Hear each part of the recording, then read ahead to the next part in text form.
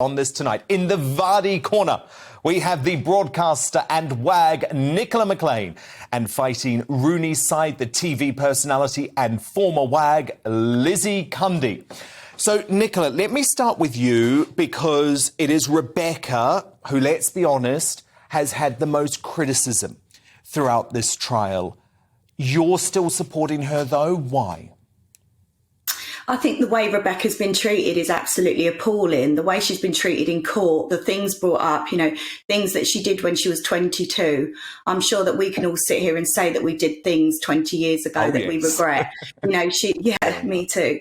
So Rebecca's literally just been, they went out to assassinate her character, and they've done that. So Rebecca loses anyway, because the Rooneys have been extremely clever with the stuff that they have presented in court about Rebecca. It has nothing to do with, her selling a story on Peter Andre when she was 22 has nothing to do with this. It really, really doesn't.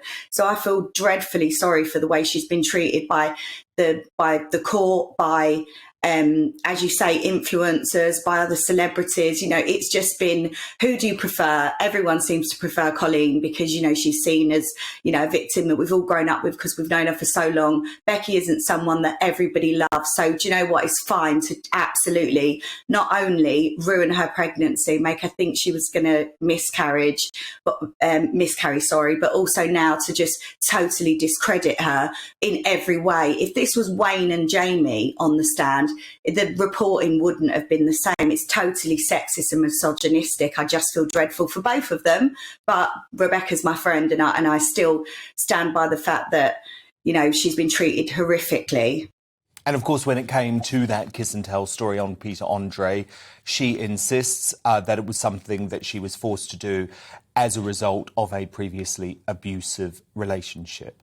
Lizzie Cundy, Why are you backing your friend Colleen Rooney?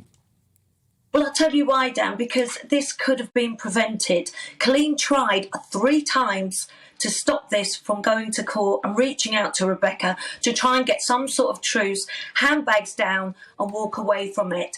But Rebecca wanted her day in court, insisted that she did get there. And sadly, it's just been, as Nicola said, like a character, assassination of Rebecca. But we've seen Rebecca there without her evidence. I mean, sadly, it was in the bottom of the North Sea, which was critical evidence. And sadly, in court, that's what matters. It's facts. It's evidence. It's not gossip. It's not hearsay. It's not the name calling. It's evidence. And Rebecca didn't seem to have any. And then, her laptop suddenly is damaged. It's one thing after another. So there's Nicola feeling sorry for Rebecca. But Rebecca didn't have to go through this. Why? We've had a pandemic since this first started.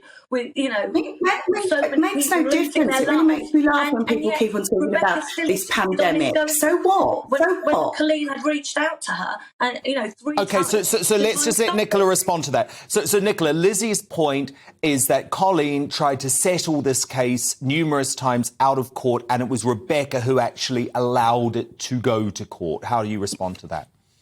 Do you know what I'd really like to know is when's the last time Lizzie actually spoke to Colleen? Because Colleen has taken Lizzie off her private Instagram account. They no longer follow each other on the private. So do you know that Colleen tried to settle it through the horse's mouth, or just what you're reading? Like, well, just let Lizzie respond. Just let Lizzie respond. Nicola, she was invited to my party, which was on Thursday, and she let me know that she was going away with Wayne. So I don't know why you have this horrible sort of mudslinging on me. I've known Colleen since 2006. I don't know Rebecca. From what I hear, I don't want her as a friend, to be honest, because some of the name calling, which she does, is just been horrific. And I'm sorry that it hasn't gone her way, but she hasn't had the evidence. And we're talking about facts. We're not in the football players' lounge now, Nicola. This is court, and you need evidence. And frankly, Rebecca didn't have any. Nicola? Okay, so what I'll say is I know that, let's be honest, Lizzie, you like a gossip. So, I think that, I just think I'm not actually being mean about anyone. I'm not being mean about Colleen. Genuinely, I'm not. But you're talking about evidence. Let's see if Colleen's got the evidence, because the actual meaning, if you read the judge's meaning, I think you'll find that Rebecca will still win this, because Colleen hasn't got the evidence of the meaning of court. And as you quite rightly say, Lizzie, you seem to know a lot about court. So the meaning, I don't think that Colleen's got the evidence for that. But I wasn't in court. I just feel like the way one woman's been dragged through it has been really difficult to watch for me personally. Yeah, because Lizzie, the thing that I find very surprising about the Rooneys is that they've gone to court and tried to be all holier than thou. Well, you know, Lizzie, I was at The Sun for many years. This idea that Colleen and Wayne didn't work with The Sun and didn't manipulate the media constantly is a complete joke. They did. Yeah, but Dan, we all know they've had their ups and downs. Wayne's been on the front of the paper more times than should be on the back of the papers. Let's be honest, that's true. But it was really tough for her. She had stories going in the papers week after week after week. It had a knock-on effect.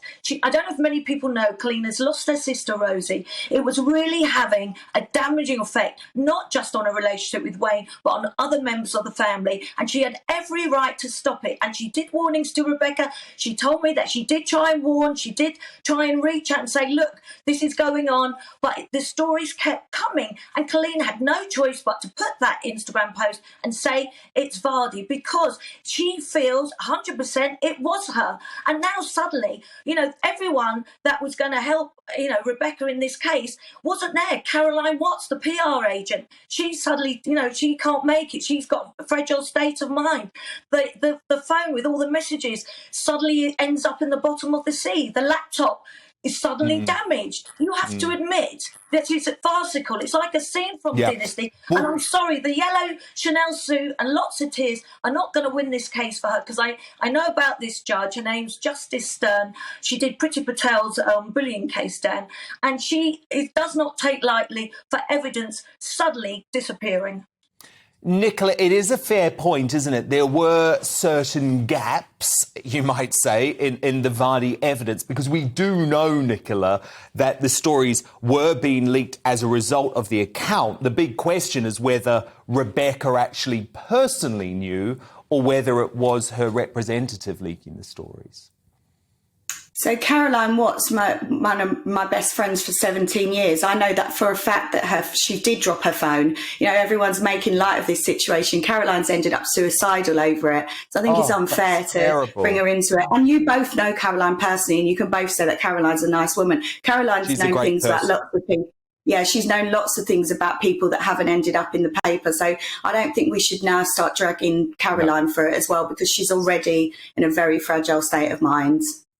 No, I completely agree with that. Caroline, she wasn't there being able to stand up. Her name was brought in because Rebecca said she shared her account, Nicola, and sadly Caroline has been brought into it, and I know Caroline as well. And I was there in the box with the Sun newspaper box at the NTAs. I took the picture that has been shown everywhere of Rebecca and Caroline. Actually, Dan, you were there. I was there too. Sad, but what a waste of money! Millions of pounds. We're in a cost of living crisis, economic crisis here. All that money, what a waste! I just wish the girls could have had a glass of champagne and sorted this out over a bowl of nuts, and wouldn't have come to this. It's a real shame, and it really has split. Could they have done that, Nicola? Was there a way for Colleen and Rebecca to just settle this amicably? No, because they both believe they're right, and both of them deserve their truth to be told. Both of them do. And, this whole, Lizzie, you're very good at it and I admire you, but this whole bringing in the cost of living, we're all feeling it. I get it. But these women aren't, because these women have got the money to do it. You don't go to liable court unless you've got millions. So, they've got the money to do it. It really bothers me when people constantly talk about the money and then say they should have given it to charity. Why should they? They both do a lot of work from charity. I know Rebecca does, and I'm pretty sure Colleen does as well. Like, they deserve their day in court. Listen, Rebecca knew this stuff was there to come out. She was willing for it to come out to clear her name. So it shows how passionate she feels about it, because she's been the one that's really been dragged through it. I do not believe for 1 second Rebecca Vardy isn't regretting going to court. She was in tears most of the time, so stressed out. Two of the England players now gone against each other. I think it's a really sad state of affairs, and I don't believe Rebecca Vardy wanted to be in court. It's a horrible place to be, so stressful. And she looked so stressed out, was crying throughout the whole of her testimony. She was in tears the whole way through. So I don't believe she wanted to be in court. I think it's a hell of a waste of money, time, resources, and the knock-on effect it's had on all the family members is awful. And I think it's the worst decision ever.